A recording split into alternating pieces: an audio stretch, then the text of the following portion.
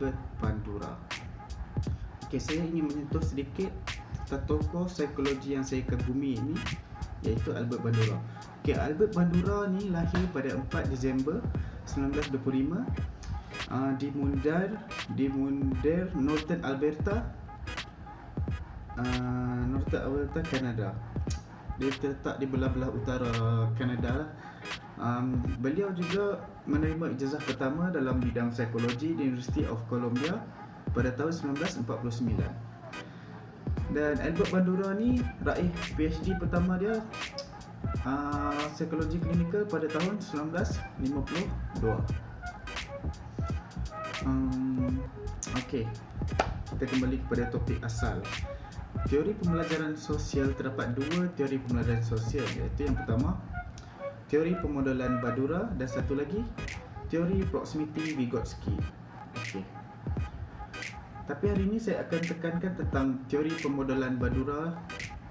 Teori pemodelan Bandura ialah satu proses pembelajaran melalui pemerhatian. Tingkah laku model sebagai permodelan, dalam terma Inggeris dia sebagai modeling. Sebagai contoh, saya perhati apa yang disampaikan dan dipertontonkan oleh ibu saya semenjak saya kecil, iaitu ibu saya seorang guru dan saya memerhati tingkah laku dia sebagai seorang guru dan membuatkan timbulnya minat saya untuk menyertai.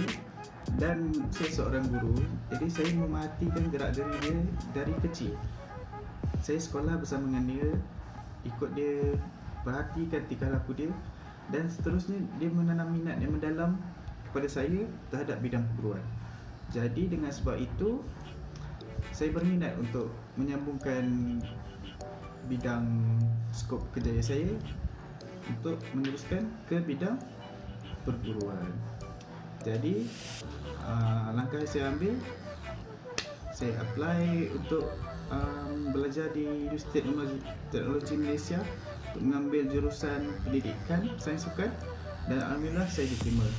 Sekarang masih di tahun 2 dan menghabiskan sisa-sisa sesi pembelajaran saya di UTM. Teori antara terma-terma yang biasa digunakan oleh teori pemodelian Bandura ialah modeling dan model. Modeling ni adalah satu proses peniruan di mana proses saya memerhati dan meniru tingkah laku ibu saya untuk menjadi seorang guru. Dia bertindak sebagai role model saya. Model ni individu yang diperhatikan, iaitu ibu saya lah. Individu ini menjadi role model kepada suatu individu, iaitu saya sebagai contoh, untuk menjadi seperti dia, untuk meniru tingkah laku dia dalam apa-apa jua bidang sekalipun. Eksperimen yang dijalankan oleh Albert Bandura ialah eksperimen Bobo-Doll eksperimen. Bobo-Doll eksperimen ni, seorang kanak-kanak akan bertingkah laku secara agresif selepas memerhati tingkah laku agresif daripada individu lain. Ini kita dapat lihat melalui penontonan kanak-kanak menonton cerita-cerita yang kurang sopan dan kurang bersesuaian dengan mereka, iaitu contohnya WWE, World Wrestling Entertainment. Jika kanak-kanak menonton WWE, mereka akan cenderung untuk meniru tingkah laku individu dalam kaca TV tersebut. Sebab apa dia tengok, dia akan buat. Dia akan perhatikan tingkah laku tersebut dan dia akan lakukan. So, jika orang tu berlawan, dia akan berlawan. Tidak kira situasi di sekolah, di tadika maupun di rumah. Dalam teori permodelan Bandura terdapat 5 jenis peniruan. Yang pertama, peniruan secara langsung. Peniruan secara langsung ni di mana seorang pelajar meniru gaya komunikasi seorang guru yang bersopan santun di dalam kelas. Yang kedua, secara tidak langsung. Secara tidak langsung ni di mana pelajar tiru gaya kartun kegemaran mereka, gaya lompatan kartun kegemaran mereka semasa pengajian PJK, Pendidikan Jasmani dan Kesihatan. Yang ketiga, peniruan gabungan. Gabungan ni di mana pelajar meniru cara guru menyepak bola dengan gaya pemain bola antarabangsa. Contohnya Cristiano Ronaldo. Dia ada gaya dia sebelum mengambil sepakan percuma, dan selalunya pelajar akan meniru gaya tersebut, dan mengikuti cara-cara guru menyepak bola tersebut. Itu gabungan antara dua tersebutlah. Yang keempat, sekat laluan. Sekat laluan ni di mana pelajar memakai baju cantik-cantik ataupun berfashion untuk majlis graduasi. Ini berlaku di mana-mana. Contohnya di Universiti Teknologi Malaysia sendiri, di mana jika ada dinner, jika dia ada makan malam Aidilfitri, di situ pelajar akan memakai pakaian yang cantik untuk occasion tertentu. Yang last sekali, tak sekat laluan. Okey, tak sekat laluan ni bagi contoh, pelajar meniru tingkah laku kita semula bahan buangan yang ditunjukkan oleh masyarakat sekeliling seperti guru, ibu bapa dan lain-lain. Saya pada jenis-jenis peniruan dalam pemodelan. Okey, kita terus kepada proses pembelajaran pemodelan. Okey, pemodelan terbagi kepada 4 proses pemodelan, iaitu pemerhatian, mengingati, reproduksi dan penugahan dan motivasi. Proses 1 iaitu proses pemerhatian. Okey, proses pemerhatian ni melalui diri seseorang lah, memerhati dari mata. Okey, tumpuan menjurus kepada satu model tingkah laku. Ciri-ciri model, umur, jantina, hubungan dengan pengajar, kegunaan maklumat dan kemahiran pemerhatian. Ni semua ciri-ciri yang penting lah untuk proses pemerhatian. Okey, kita lanjutkan kepada proses kedua, mengingati. Okey, proses mengingati ni keupayaan seorang individu itu mengingati dalam bentuk coding, grafik, mental, penyusunan kognitif, simbolik dan sebagainya.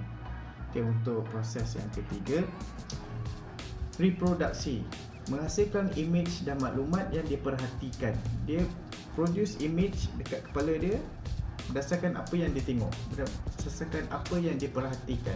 Okay, kecakapan bergantung kepada keupayaan fizikal dan kemahiran tiruan motor, pemerhati serta kemahiran mengingat dengan tepat. Okay, pemerhati harus berupaya melakukan semua tingkah laku yang ditirunya. Okay, untuk fasa ketiga ni, untuk proses ketiga ni, reproduksi ni, peniru harus mempunyai daya ingatan yang kuat untuk menghasilkan keputusan yang sempurna. Okey, kita proceed pada proses keempat, iaitu penugahan dan motivasi. Okey, peniruan jika mendatangkan kepuasan ganjaran, penugahan positif. Jika ditegur, dia akan didenda. Okey. Okey, teori pemodelan dalam bilik darjah. Okey, teori pemodelan bilik darjah. Guru mengajar tingkah laku yang baru kepada pelajar. Contohnya, teknik bermain badminton yang baru, teknik serving yang baru, di mana peraturan baru akan diperkenalkan dan teknik yang baru akan diajar oleh guru kepada pelajarnya. Yang kedua, menggalakkan pengukuhan tingkah laku yang lama. Okey, contohnya bersalam atau menegur dengan guru walaupun berada di luar bilik darjah. Okey, yang ketiga, mengukuhkan tingkah laku untuk murid-murid mengatasi perasaan takut dan malu. Okey, ni contohnya jika pelajar dah dapat atasi masalah takut dan malu, mereka akan lebih berani untuk mempersembahkan pembentangan mereka ataupun volunteer untuk melakukan presentation ataupun pembentangan mereka di hadapan kelas dan khalayak ramai. Komponen membentuk personaliti Bandura, mengikut Bandura. Okay. Dia ada 3 komponen yang membentuk personaliti seorang individu. Itu yang pertama, behavior. Behavior, tingkah laku.